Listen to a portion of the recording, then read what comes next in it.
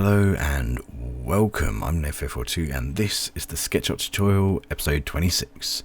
Okay, this time we're going to be learning about intersecting models. So basically what we're going to do is make a pencil pot, which is two cylindrical tubes connected together with no mess in between, hopefully. So what we'll do is first, if you go to Window and then to Preferences, you can go to templates down here, and then you can choose the size of your 3D printer. And this template is for, it will say this template is for makers. They do not have one at the moment for the Eaglemoss V3 printer, but I'm pretty sure there's probably one out there somewhere, or maybe you can just modify this one to be the right size for that. Oh yeah, I did upgrade to SketchUp Make 2016, which might have made it a bit better actually, because I do actually have my components menu back. Finally, I have that back. It installs alongside 2015 as well, just in case some people have issues with that kind of thing, don't they, where they need to have the certain build or certain setup for them to be able to create stuff, or to be able to look at other files and things like that. Anything from 2015 should be visible in 2016, so there shouldn't be too big of an issue there. There was actually a new person as well, so Steve has been replaced by his lady counterpart, Jane, I suppose, or something like that. Yeah, that's about it. That's the majority of the changes, and this sidebar down here, which is actually kind of useful. I quite like it, and you can auto hide it as well. It's pretty good, because I suppose that'd be quite handy actually. I don't need to see it right now. Yeah, so what we're going to do now is we're going to make a circle here, and we'll put that as a 25 radius. Now we have a flat circle. We're going to make another one over here anyway. We'll just do another one, 25. There we go. And we'll just pull this one up by 100. And we'll pull this one up by we'll say 70 there. And that's the two pencil pots. There we go, done. No, it's not anywhere near done yet. What we want to do now is we're going to get the offset tool. We'll go in by 5mm, and we'll do the same on this one as well. So we'll do 5mm. And what we want to do now is we'll look down here. Yep, they're both level.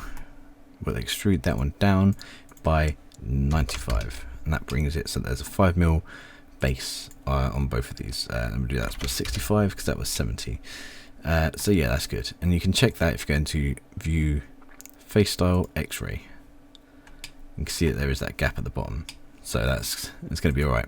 It's going to be okay as long as you can see that. So we can go back on here and take off X-Ray. What we want to do now is we want to select this one. Oh my god, this text is getting in the way, really annoying. There we go. You can delete the text. It's like a bounding box around your thing, so you know how big the printer will print. But I don't think this is the right size for our ones. 24 centimeters by 16. No, that's a bit too big. But by the looks of it, you can actually just modify it. So maybe we can just pull one side in.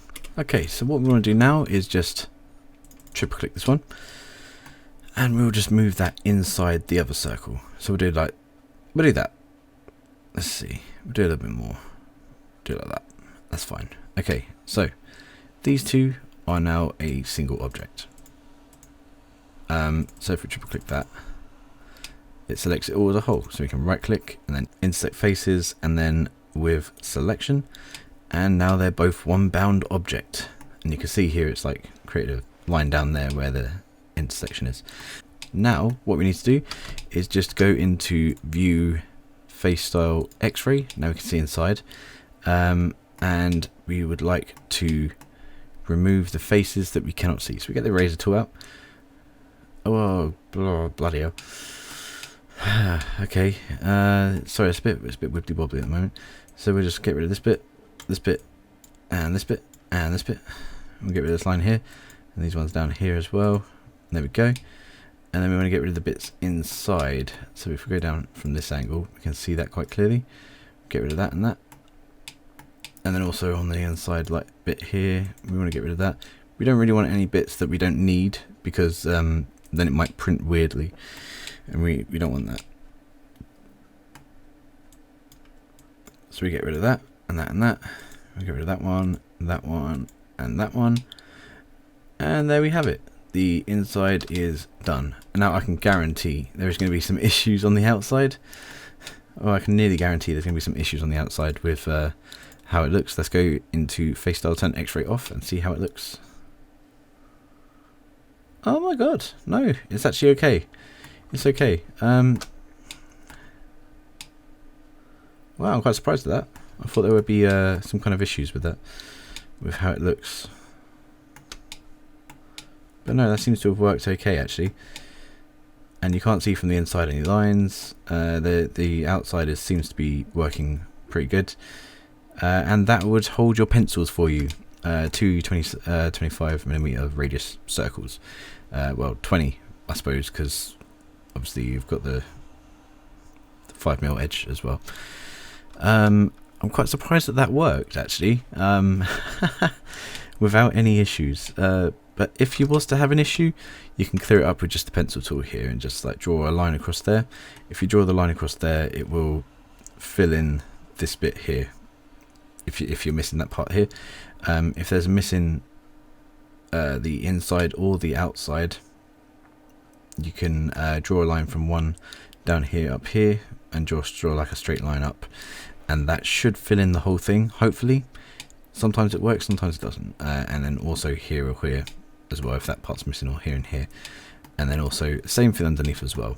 So it's pretty much just the same. Yeah, I'm kind of surprised that that didn't actually mess up at all. Usually something does with my stuff. So yeah, that's it for this time.